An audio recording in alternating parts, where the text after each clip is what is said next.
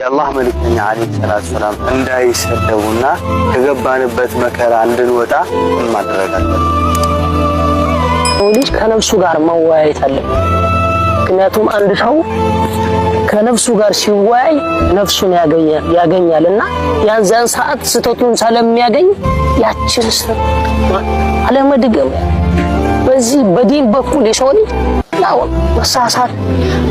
አትሳሳትም አይደለም ስተቱን አምኖ መመለስ ይሰው ስተቱን ማመን በቃ መቀበል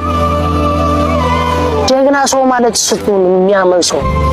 ምክንያቱም ስተትህን ስታምን ስተትህን ታርማለህ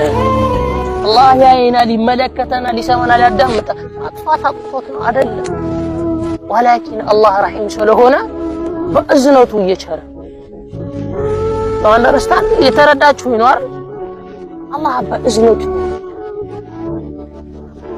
ማጥፋት አያቅተውም ረብ العالمين የዓለማት ጌታ ነው ሁሉ